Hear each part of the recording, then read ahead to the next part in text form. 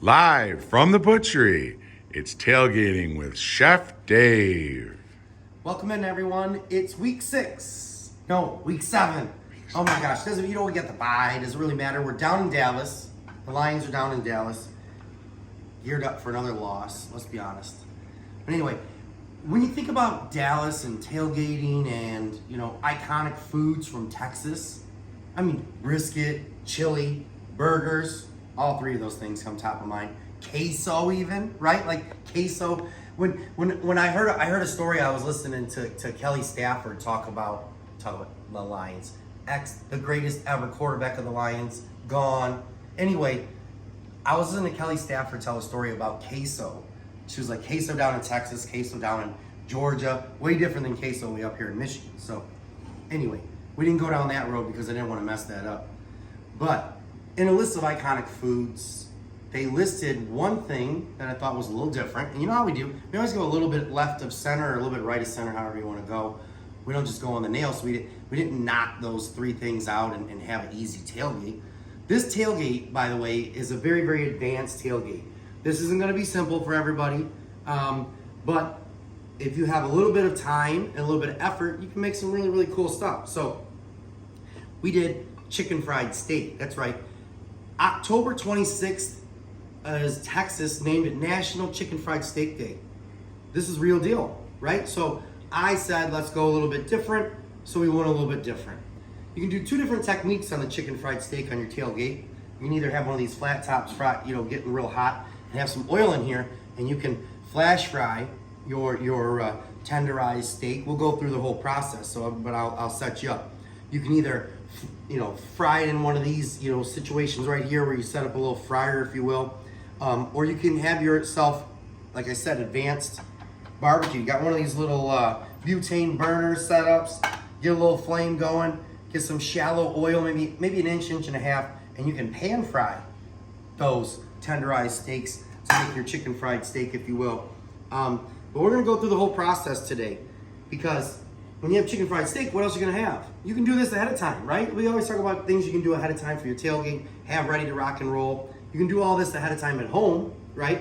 Bring it, heat it up, and be ready to serve. But what you gotta do in the minute, a la minute, all those fancy French words for the chefs in the world talk about, we're not chefs, we're tailgating, we're hanging out.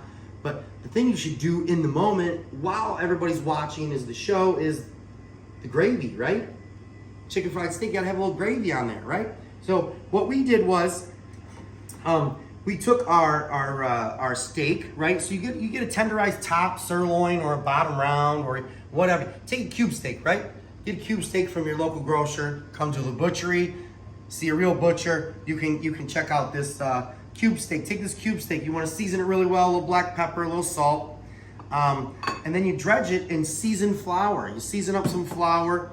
Beat a couple eggs really good. You'll take this piece of steak, drop it in that seasoned whipped up egg, then you'll drop it in that flour, and then we're gonna introduce it to our shallow frying situation here, or if you don't wanna go with this bad boy, you drop it in that fryer over there, right? Get it to nice golden brown, if you will, crispy, pull it off, let it rest a little bit right there.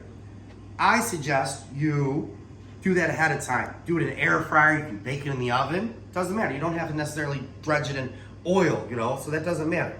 But day of, we're gonna make some of our gravy, right? So get a pan, right? Simple.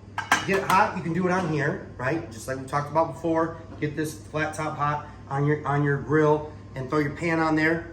Put a little oil in there. I have a secret ingredient for when I'm making my gravy. Bacon fat. Everybody says the bacon fat, right? Take it to the tailgate. Little secret rub, you pull it out. I got the bacon fat. Let's have a little fun. Throw your bacon fat in here instead of oil. Or you can use sausage fat, whatever you want. It doesn't matter to me. You can use some fat that's left over from sauteing this. You just take a little bit of that oil, maybe a couple tablespoons of that oil. You put it in this pan. You get it nice and hot. Bring a little bit of that seasoned flour. Introduce it to the pan, and you're gonna whisk. I'm telling you, you're gonna whisk till you're making like a roux, right? So you got the seasoned flour that's introduced into that fat. It kind of clumps up a little bit. You're making your roux, and then you introduce the world's best milk, Guernsey. That's right, local. This is an endorsement. It's not a paid sponsorship or anything like that. But let me tell you, the best. We carry it here at the butchery, so you can get that Guernsey milk. You get that whole milk going, and you're gonna whisk. And what you're doing is you're creating gravy, right? And in that gravy, we like to have a little bit of thyme. Yep, takes a long time. Anyway, a little bit of fresh thyme or dry thyme is fine. Chicken stock. That's right. Another secret weapon to our gravy here is this chicken stock, nice rich chicken stock. Black pepper, red pepper flakes if you're feeling a little frisky, you like a little heat, and then that kosher salt like always.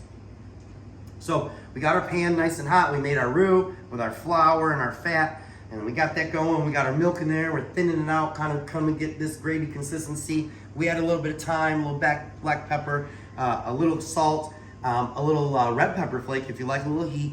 We take that stock once we got that thick, and then we kind of thin it down with that stock, maybe a cup at a time or a half cup at a time, and then you let that work on that heat until you get down. The whole time you're whisking, right? The whole time you're whisking, you're working it, you're talking, you're telling your friends, hey, grab another cocktail. The Lions are gonna have a good game, right? And just keep whisking away, and the next thing you know, you got this awesome. Look at this. Magic of Tailgate TV. Look at that. Come up with this nice, awesome stuff right here. And let me tell you, when you take this gravy and you pour it over the top of your, right, fried chicken, steak, right, chicken fried steak, whatever, you get it. Look at that. That becomes one advanced tailgate. Check us out on YouTube. Chef Dave, Tailgating with Chef Dave, if you will, YouTube channel.